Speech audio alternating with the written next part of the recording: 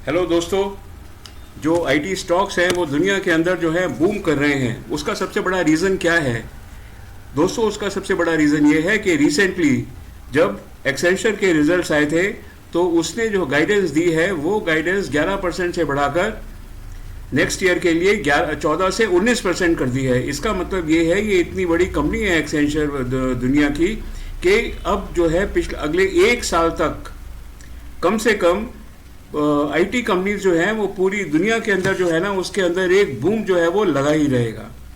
नमस्ते दोस्तों, सत श्री अकाल, केम छो, वनक्कम, नमस्कारा, जय Shri Ram and good morning. तो दोस्तों, आज हम डिस्कस करने वाले हैं एक ऐसे शेयर के लिए जो कि हिंदुस्तान के अंदर तो एकदम दिग्गज है। अब देखना यह है कि जो शेयर ये दिग्गज है, ये हमारे जो शेयर है ये किस काम का दिग्गज है। ठीक है, सबको मालूम है कि इसके जो रिजल्ट्स आते हैं वो रिजल्ट्स हमेशा जो है ज़बरदस्त आते हैं। और आज जिस शेयर की दोस्तों मैं बात करने जा रहा हूँ वो दोस्तों शेयर है एक्चुअली इन्फोसिस। इन्फोसिस के रिजल्ट्स जो है ना ये सबसे पहले आने वाले हैं, और इन्फोसिस के जो रिजल्ट्स हैं वो एक्सपेक्टेड है कि 12 जनवरी को आएंगे, ऐसा कंपनी ने डिक्लेयर किया है। दोस्तों, आगे जाने से पहले मैं आपको बताना चाहता हूं कि सबको मालूम है कि जो इन्फोसिस है इसके रिजल्ट्स हमेशा से अच्छे आने हैं, पिछले 2-3 साल से बेहतरीन रिजल्ट आने हैं। ये जो है ये टीवी चैनल्स वाले बोल रहे हैं और यही जो है जो बिजनेस हाउसेस हैं बोल रहे हैं। हालांकि मेरा जो ख्याल है वो स्लाइटली डिफरेंट है। जो परफॉर्मेंस इन्फोसिस की रहती थी वो जो परफॉर्मेंस है वो परफॉर्मेंस पिछले 2 क्वार्टर से नहीं आ रही है। बहरहाल ये बादशाह तो अभी भी है, और अगर इसके पीयर्स ग्रुप को देखें दोस्तों, इसके अंदर इन्फोसिस है, विप्रो है, एचसीएल टेक है और टेक महिंद्रा है। ना सबको मालूम है कि इनकी जो प्राइसेस तो मैंने खैर यहाँ पर दे दी है, इनको बताने की ज़रूरत नहीं है। लेकिन अब देख लेते हैं कि कौन सा शेयर जो है ना वो सस्ता है, कौन सा महंगा है। अब आप देख लीजिए कि ये जो इन्फोसिस है इसका जो ट्रेलिंग 12 मंथ पी है फ्रेंड्स वो 38.26 है।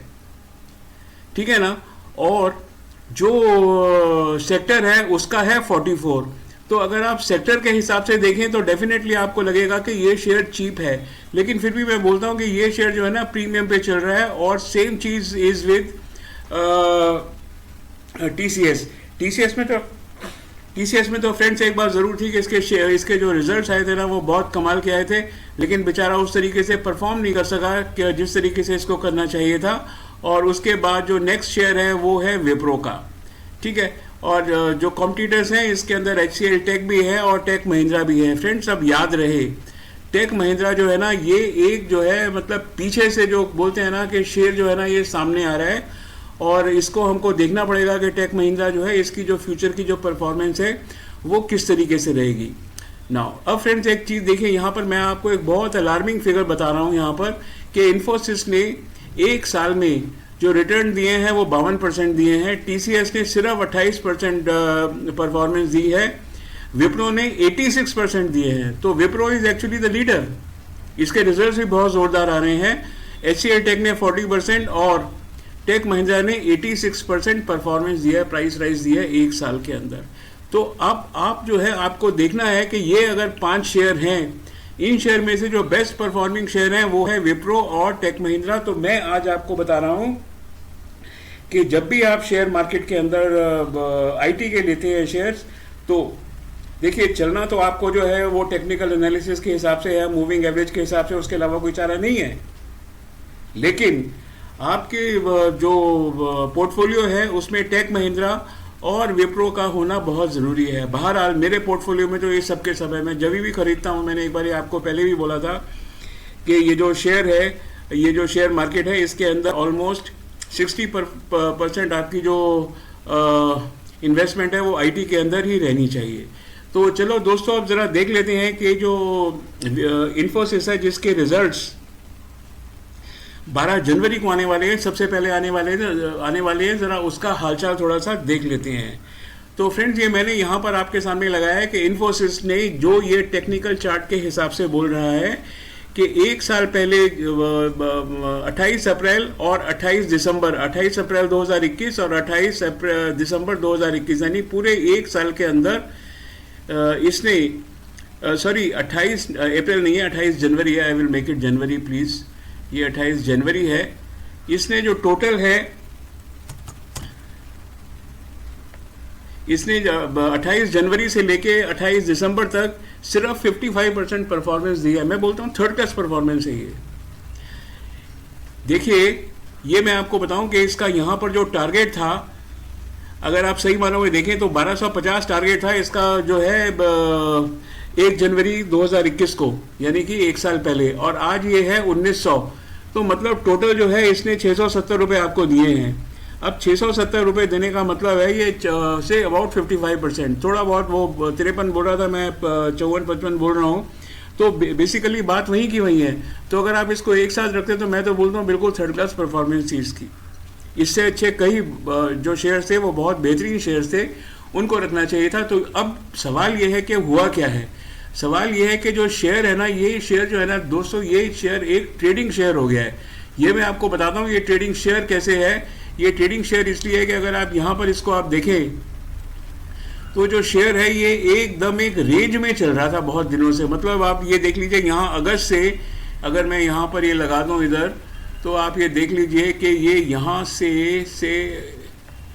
करीब करीब 16 अगस्त से जो है, 16 अगस्त है नीचे, 16 अगस्त से जो है शेयर जो है करीब करीब 16 अगस्त से लेके और 16 दिसंबर तक, यानी कि 5 महीने जो ये शेयर है ना, ये बिल्कुल एक ट्रेडिंग रेंज के अंदर ही रहा है। ठीक है, और इसने जो है यहाँ पर आके वही 16-17 दिसंबर को इसने रेंज जो है ना वो ब्रेक करी है। तो 6 महीने अगर जो स्टॉक, 5-6 महीने अगर कोई स्टॉक 1, 2, 3, 4, 5 महीने अगर कोई स्टॉक एक रेंज में फंसा रहेगा तो आप बताइए आपको क्या वो कमा के देगा पैसा? बहुत मुश्किल हो जाएगा। चलिए मैं इसको ज़रा इसकी रेंज को निकाल देता हूँ, क्योंकि मुझे और भी चीज़ें आपके साथ थोड़ी डिस्कस करनी है। तो ये मैंने इसकी रेंज निकाल दी, और ये इसके ये जो डेट्स हैं ये भी निकाल देता हूँ, ज़रा मैं, थोड़ा क्लियर हो जाएगा। तो फ्रेंड्स अब आप ये देखें कि जो शेयर था ना, इसके जब Q3 के रिजल्ट्स आए थे, Q2 के रिजल्ट्स इसके आए थे 13/10 को, 13 अक्टूबर को, यानी कि जुलाई, अगस्त, सितंबर के जो रिजल्ट्स थे वो 13 अक्टूबर को आए। 13 अक्टूबर को रिजल्ट आए तो उसका उस टाइम यहाँ कीमत थी 1708 रुपये। ये लिखा हुआ मैंने 1708 रुपये इसकी कीमत थी यहाँ पर। 1708 रुपये में 3 महीने में इसने जो है, आप समझ लीजिए 1700 से 1900 रुपये दिए हैं, तो 200 रुपये दिए हैं, और 1700 के स्टॉक पे 10% कुछ होता नहीं है इससे। 3 महीने में अगर 10% देना है तो बेकार है स्टॉक एकदम। और वैसे ही अगर आप देख लीजिए यहाँ पर जुलाई, 14 जुलाई को इसके Q1 के रिजल्ट आए थे, उस टाइम इसका रेट था 1562। सो 15 मतलब 1600 से लेके 19 तक का अगर इसने दिया है तो क्या दिया है? कुछ नहीं दिया इसने। सब सवाल ये है कि जब ये जो शेयर है, जो हम कहते थे कि ये बादशाह है, बादशाह है, बादशाह है, क्या ये रियली बादशाह है, या इसकी जो बादशाहत है ये और लोग लेते जा रहे हैं? तो फ्रेंड्स अब देख लेते हैं कि इसका जो टारगेट है, जो ब्रोकरेजेस बोल रही हैं, इसका टारगेट जो है ना, जो 12 जनवरी तक 1975 इसका टारगेट होना चाहिए Q3 रिजल्ट्स में, और ये मैंने यहाँ पर लिख दिया है कि ये 12 जनवरी को इसके रिजल्ट्स आएंगे। अब फ्रेंड्स सवाल ये है कि पॉसिबिलिटी क्या है? पॉसिबिलिटी इसकी ये है कि जब इसके ये Q2 के जब रिजल्ट्स आने थे, ये देखिए Q2 है ना, ये Q2 है, तो Q2 के रिजल्ट आने से पहले ही ये बहुत ज़्यादा चल चुका था। उसके बाद ये गिरा, 3-4 दिन गिरा, फिर इसने एक नई रफ्तार पकड़ी। अब वही सिचुएशन यहाँ पे आ रही है कि यहाँ भी ये पहले जो है ना ये चल रहा है। तो quite possible friends, quite possible कि 12 जनवरी से पहले ही जो शेयर है वो पीक आउट हो जाए और वो गिरना चालू कर दे।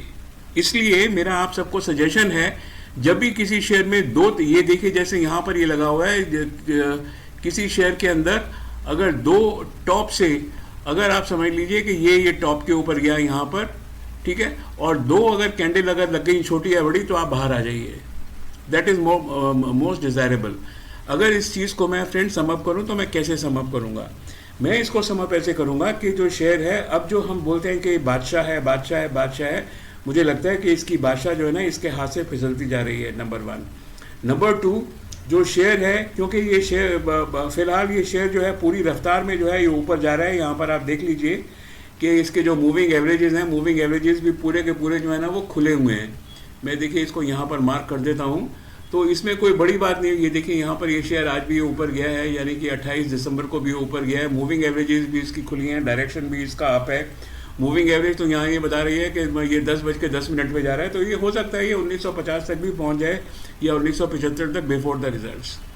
लेकिन क्योंकि ये ऑलरेडी चल चुका है, इसलिए आपको देखना चाहिए कि जब भी इसका क्रॉस लगे नंबर 1 तो आप बाहर आ जाइए नंबर 1, और जब भी इसके अंदर प्राइस के अंदर 2 कैंडल लग जाएं जो कि छोटी या बड़ी हो, इकट्ठी लग जाए, तो भी आप बाहर आ जाइए। उसका सिग्नल है कि ये जो शेयर गिरेगा।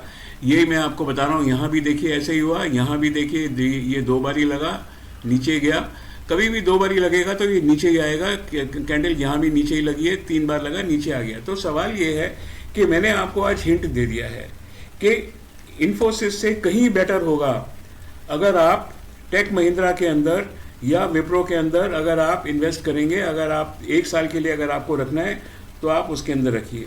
अच्छा, अब सवाल ये है कि ये जो इन्फोसिस है फिर इसका करना क्या है।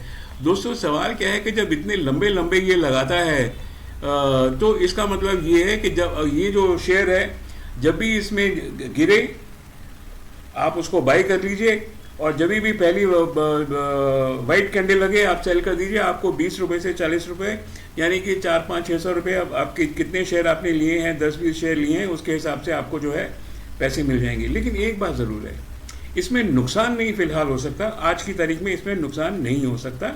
This is the safest share, one of the safest share. और भी बहुत सारे शेयर जो हैं सेफेस्ट हैं, तो आप इसके अंदर रहिए और 12 जनवरी तक। लेकिन ध्यान रखिए कि अगर आपको ज़्यादा रेट लेके जाना है तो 2 कैंडल लगे, छोटी या बड़ी, आप बाहर आ जाइए, और नहीं तो इसके साथ मूविंग एवरेज के साथ चलते रहिए। जब भी इसका जो क्रॉस लगे, जैसे यहाँ पे क्रॉस लगा है, मैं यहाँ एक बार फिर लगा के आपको बता देता हूँ। जैसे ये क्रॉस यहाँ पर लगा है, जैसे ही क्रॉस लगे आप बाहर आ जाइए, ठीक है। बस दोस्तों मेरे को आपको यही बोलना था, और मेरे साथ रहिए। देखिए मैं आपको जो है इस बार न्यू ईयर की भी दो शेयर्स देने वाला हूँ। मैंने तो उनको ख़रीद लिया है। मैं चाहता हूँ कि देखिए मैं अपनी इन्फॉर्मेशन तो आपके साथ शेयर ज़रूर कर लूँगा, ठीक है। ये आपके ऊपर है कि आप जो है उसको शेयर्स को रखें या ना रखें। तो फ्रेंड्स बस दोबारा से आपको बोलता हूँ नमस्कार। शेयर मार्केट के अंदर पैसा कमाइए, इधर उधर पैसा मत लगाइए, क्योंकि शेयर मार्केट में नुकसान हो सकता है। हमेशा जो है शेयर मार्केट में आपको कहाँ रहना है, शेयर मार्केट में आपको अप ट्रेंड के अंदर ही रहना है और कहीं नहीं रहना। Fine, so have a nice day and thank you very much.